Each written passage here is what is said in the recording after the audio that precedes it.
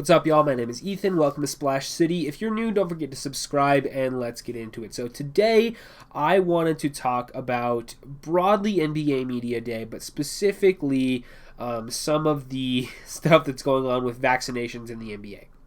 I'm going to get out and say it right now. I believe that everyone should get vaccinated, and I think it's ridiculous that people are not following the advice of medical professionals. So if you don't agree with that, please feel free to unsubscribe from me right now. I just don't really care. I don't really have any tolerance for it.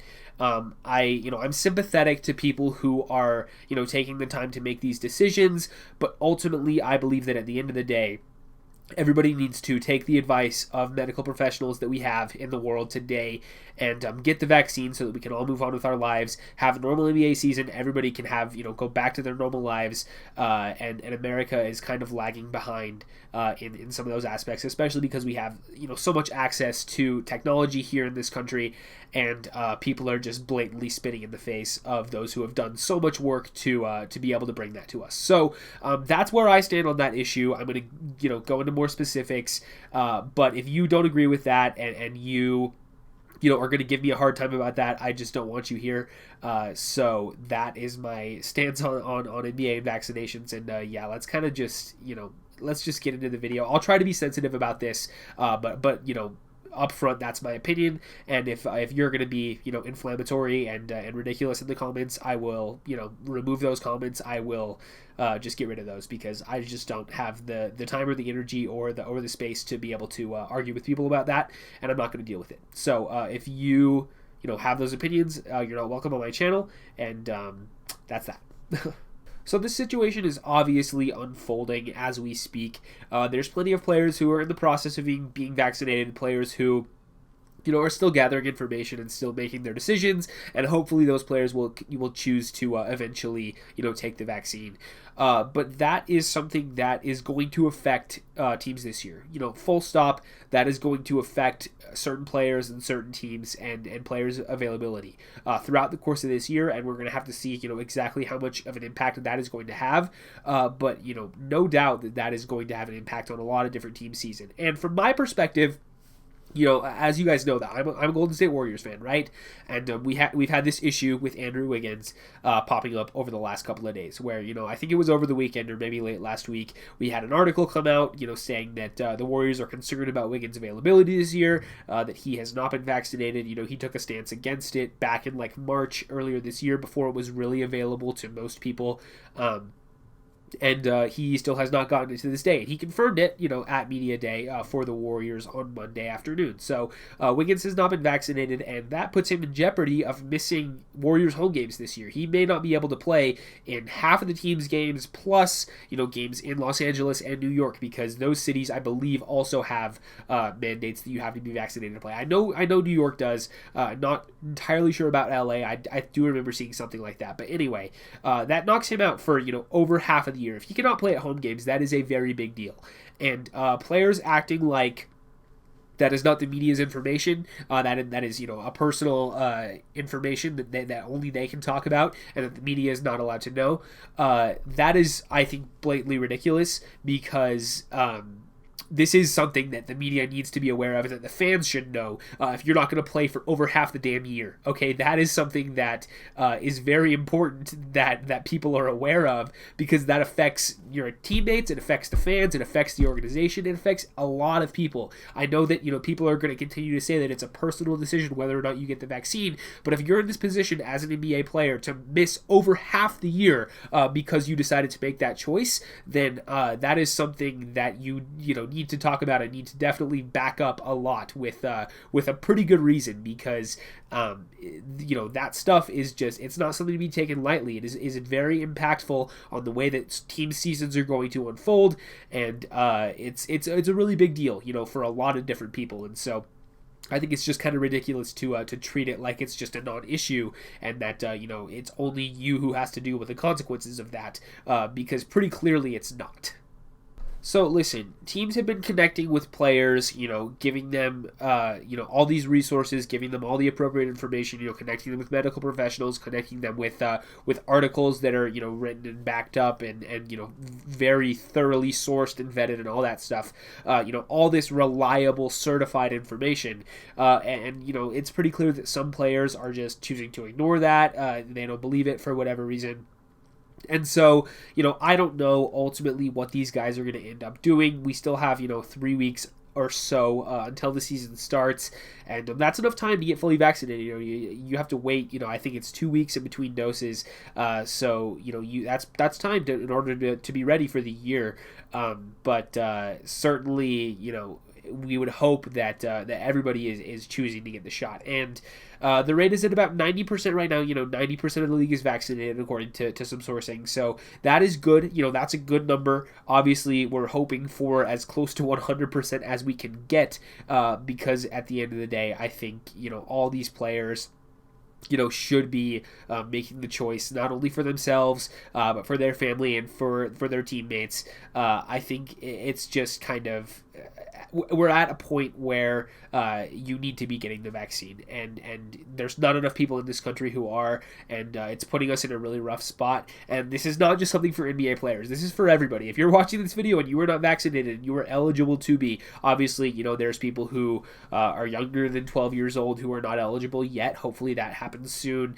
There's people who have legitimate extenuating medical circumstances that prevent them from doing that, and of course, if your doctor says you shouldn't, then obviously don't. And there's other reasons, valid reasons to not get the vaccine, but by and large, for the most part, there's a lot of people who are eligible should be getting this vaccine, and I think that should apply to pretty much every NBA player, that they should be eligible to be getting it, and I think pretty much all of them should be. We're at 90% right now. I would like to see that at 99, 100 soon. I know that's not going to happen. I know that there's going to be holdouts, and that's going to affect teams throughout the year. But there's been a lot of significant players who are voicing their opinions on this. I think the biggest names in the NBA right now are probably, of course, Kyrie Irving, Bradley Beal, Andrew Wiggins, and Jonathan Isaac are the four off the top of my head who have been really vocal about this.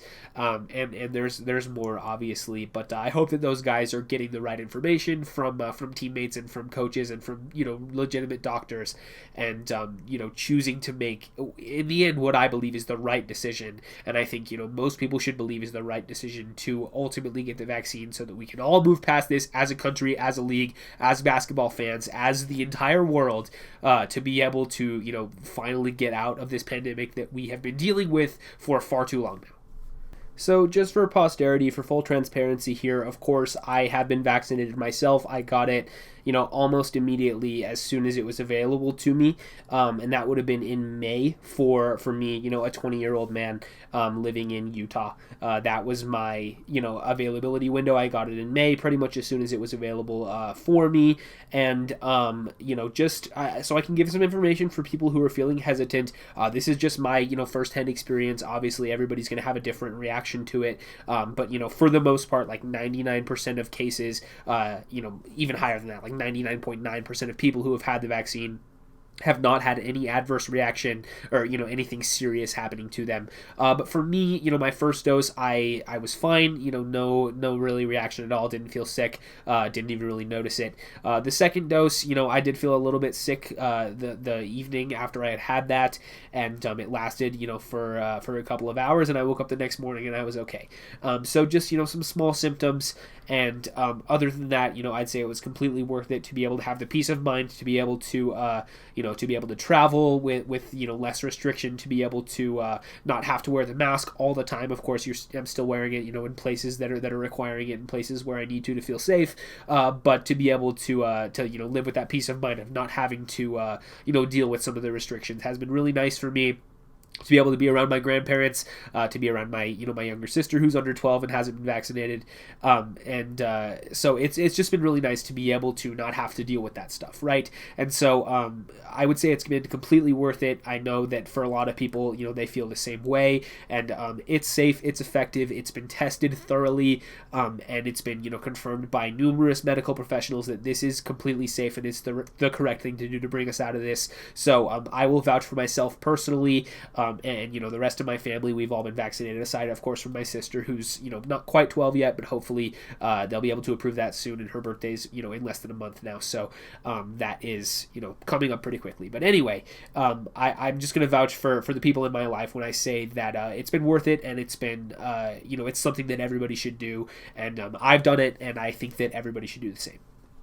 So, time for me to talk. I guess I'll pivot a little bit. I'll still kind of stay on topic, but just some housekeeping things, what I'm planning to do for the channel in the next couple of weeks as we ramp up for the season. I figure if you care about me and the channel, you're still here. If not, then, you're obviously not watching this video anymore, so whatever. But anyway, this is, we are starting... Obviously, Media Day has taken place now, and we are starting practices, in camps and stuff this week. Ramping up into preseason beginning next Sunday with Lakers and Nets. Should be a fun one.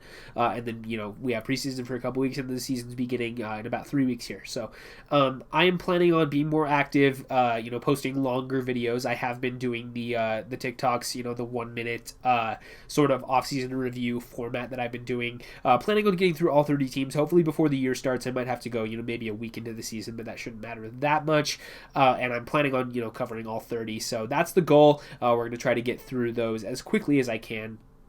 In the meantime, I am planning on uploading on, longer video, hopefully like 3 times a week for now until the season begins. I'm going to try to start getting back in the swing of things as we have, more stuff to talk about, given that the off season is basically over at this point. So, more things to talk about means more videos from me. It's been nice to be able to take some time away this off season and focus on, getting back into the swing of school, and focus on my mental health and making sure that I'm taking the time for myself. So that's been good, but I am ready to jump back into the season. I feel prepared, and I feel ready to be able to upgrade the type of content that I'm making for you guys. So that's going to be nice. I'm planning on being more active on here. Hold me to that too. If I don't upload, get on me, because last year I did a really good job of staying consistent, but I have found that a little bit more difficult recently to work up the motivation to record. So hopefully I can get out of that and get back to making videos with more regularity. I think this year I'm not going to be so rigid about the 5 videos a week schedule. I'll upload when I can. I'm going to shoot for at least 3 to 4 times a week, but 5 was a little bit too much for me, especially. I don't think I realized this back when I was doing them so often last year, because I was at home a lot more often. I didn't have to go up to campus for school. I was just doing online, and I was working, but that wasn't taking up a ton of my time. And now with me having to go up to campus, I have more homework. I have work that I'm going to. I'm writing for the newspaper again, so I have to be at all these sporting events. Football season has been going, basketball season starting up soon, so I'm going to be busy with that, of course, at the collegiate level. And so I have less time this year than I realized that I would have to be able to record stuff. Like I said, still planning on keeping some consistency there, but it has been a little bit more challenging to find the time to record than I had really anticipated it to be. So that's kind of where I'm at with content. You guys are going to see me more frequently, and I'm really planning on making some upgrades to the channel this year, working a little bit harder on these videos. So I'm going to try as hard as I can. Nothing is really promised there. Obviously, things change and circumstances change, but I am looking forward to getting back into the swing of making content because I really do enjoy it, and I think there'll be a lot to talk about this year, so I'm looking forward to that. And the other thing I really do want to try is uploading more often on TikTok. I have been doing, kind of once a day-ish for the past week and a half, 2 weeks or so. I'm hoping to upload multiple times a day over there. I still need to do better at thinking of ideas for content that I can make that actually works within the algorithm, but I figured out that that's really the way to to gain momentum and gain subscribers on the internet, is uploading those, and then YouTube Shorts really pushes those a lot more than these longer form videos. This one, I'm just going to be transparent with you guys. I don't think this video is going to do well at all. I'm expecting this to get maybe 15, 20 views, and that's it, which is pretty bad for a channel with 700 subs. So I'm hoping that this video does at least okay, but YouTube I don't think is going to push this one, and I'm really just making this to get my opinion out and to update you guys on where I'm at as a channel and as a person. So I'm not expecting this one to do well, and the shorter form ones often get between 500 and 1,000 views. Sometimes it'll really pop, like the Hornets one that I did first. That was the first one that I did, got over 6,000, and that's well more than any of these these longer ones are going to get. So I think that's the best way to get people to the channel, to potentially get them to subscribe, and I've seen that sentiment echoed by a lot of people. It's a lot harder to grow on YouTube uploading longer videos than it is on TikTok or on YouTube Shorts, which is relatively new. YouTube Shorts is like a brand new thing, and not a lot of people are on there right now. It's basically just a copy of TikTok, just on YouTube, and it does a pretty good job of promoting my content. So I'm going to be trying to focus more on that side, because I figure that's how I'm going to grow more. I'm never going to stop making these longer videos, because for the topics that I want to talk about, I need to, but I think that that's going to be more of a focus for me as well. So I'm hoping that I can come up with better ideas for those videos, and be able to make those with more consistency, but that's really going to be my goal for this upcoming year. And the other thing I wanted to talk about today, the last point I want to make, going back to the vaccine stuff, is I feel very strongly that I need to communicate with my audience, whatever audience I have, my opinions on hard things to talk about. I think that is something that I have carried with me, as I've grown up in this world, and I think that I will continue to believe this, is that anybody who has a public influence has the responsibility to their viewers and their listeners to stand up for the things that they believe in. And for me, one of those things is, of course, getting vaccinated. I have lots of other things, some of which I've talked about on this channel, and some of which I have not yet. But if it ever comes up, if it's related to basketball, if it's maybe even if it's not, maybe I'll put that on this channel too.